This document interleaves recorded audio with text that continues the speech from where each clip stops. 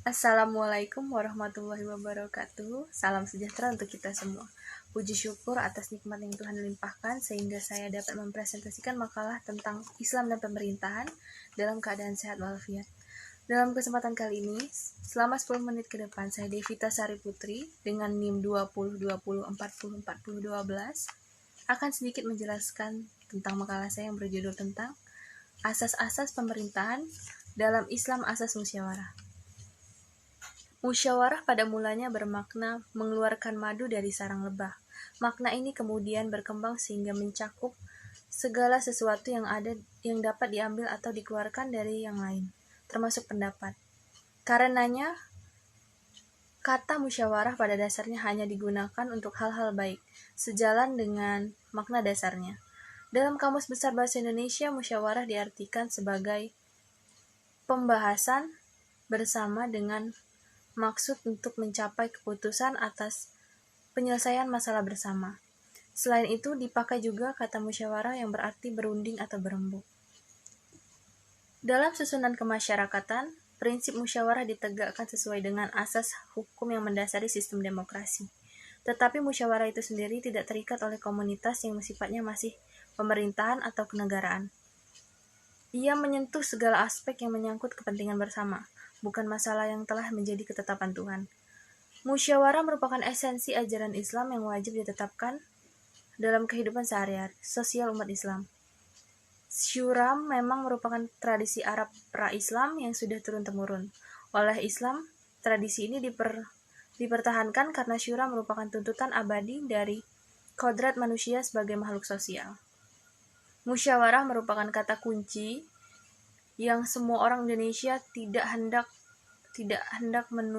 menolak. Bagi orang Islam, menerima asas musyawarah untuk membangun mufakat adalah perkara akikah, karena ungkapan itu adalah petunjuk suci yang termasuk dalam kitab. Penyelenggaraan mekanisme sistem politik pada umumnya, khususnya pemerintah negara. Al-Quran mengemukakan 4 prinsip penggunaan kekuasaan politik yang telah dipandang sebagai asas-asas pemerintahan dalam sistem politik. Di bawah ini akan diuraikan 2 ayat yang berhubungan dengan prinsip-prinsip penggunaan kekuasaan politik. Ajaran politik dalam Al-Quran sesungguhnya tidak terbatas pada kedua ayat ini, namun kedua ayat tersebut secara langsung relevan dengan masalah yang dikaji. Selain itu, ayat-ayat yang lain dapat dikaitkan dengan kedua ayat tersebut sebagai input pembahasan. Oleh karena itu, kajian dalam makalah ini pada kedua ayat Quran Surat An-Nisa ayat 58-59. Quran Surat An-Nisa ayat 59, yang artinya sesungguhnya Allah menyuruh kamu menyampaikan amanat kepada yang berhak menerimanya dan menyuruh kamu apabila menetapkan hukum di antara manusia supaya kamu menetapkan dengan adil. Sesungguhnya Allah memberi pengajaran yang sebaik-baiknya kepadamu. Sesungguhnya Allah adalah Maha Pendengar lagi Maha Melihat. Dan Quran Surat An-Nisa ayat 59. Hai orang-orang beriman, taatilah Allah dan taatilah Rasul-Nya, dan ulil amri di antara kamu. Kemudian jika kamu berlainan pendapat tentang sesuatu, maka kembalikanlah ia kepada Allah dan Rasul-Nya. Jika kamu benar-benar beriman kepada Allah dan hari kemudian, yang demikian itu adalah lebih utama bagimu dan lebih baik akibatnya. Ayat di atas dengan tegas memerintahkan agar perselisihan yang terjadi di antara orang-orang yang beriman diselesaikan kembali dengan berpedoman kepada Al-Quran dan Sunnah. Cara penyelesaian seperti ini merupakan alternatif terbaik di antara kemungkinan penyelesaian yang ada, dan juga merupakan cara untuk memberikan hasil yang lebih baik. Pada umumnya, para musafir memandang ayat di atas sebagai bagian dari metodologi hukum Islam dan mengaitkan dengan qiyas sebagai sumber hukum.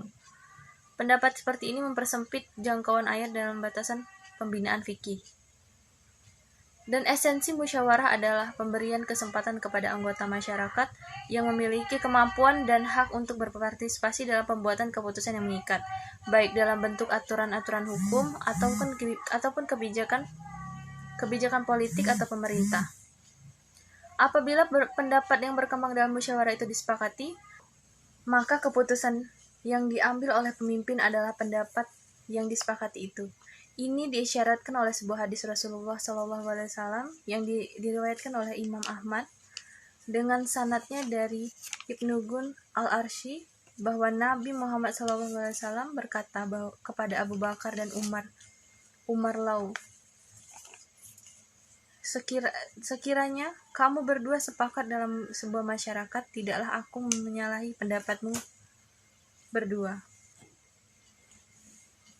Dari uraian di atas diketahui bahwa musyawarah amat penting dalam kehidupan bersama. Pada sisi lain, kenyataan menunjukkan bahwa musyawarah tidak hanya dipergunakan sejalan dengan ajaran agama, bahkan sering digunakan untuk kepentingan penguasa, untuk kejayaan dan kelestarian kekuasaan mereka. Ini berarti diperlukan sebuah prinsip yang dapat menghindarkan penggunaan musyawarah sebagai punggung legislasi kepentingan sepihak. Untuk itu, Al-Quran dan Sunnah dijadikan sebagai pemutus akhir. Maka dari itu, Islam sebagai jalan hidup seorang muslim memberikan tuntunan untuk bermusyawarah dalam banyak penyelesaian permasalahan dan menggapai tujuan. Musyawarah tidak hanya dianjurkan pada umat Islam, bahkan secara tegas memerintahkan Rasulullah SAW untuk mengajak para sahabat untuk bermusyawarah. Dalam Allah Subhanahu wa taala berfirman, "Maka disebabkan rahmat dari Allah lah kamu berlaku lemah lembut terhadap mereka. Sekiranya kamu bersikap keras lagi, berhati kasar, tentulah mereka menjauhkan diri dari sekelilingmu. Karena itu maafkanlah mereka, mohonkanlah ampun bagi mereka, dan bermusyawaratlah dengan mereka dalam urusan itu. Kemudian apabila kamu telah membulatkan tekad, maka bertekadlah kepada Allah, sesungguhnya ya Allah mempunyai orang-orang yang bertakwa kepadanya." Al-Quran Surat Ali Imran ayat 159. Demikianlah beberapa hal yang bisa saya sampaikan pada kesempatan kali ini. Saya mohon maaf yang sebesar-besarnya apabila ada tutur kata maupun tindakan yang kurang berkenan. Dengan ini presentasi kali ini saya tutup. Terima kasih. Wassalamualaikum warahmatullahi wabarakatuh.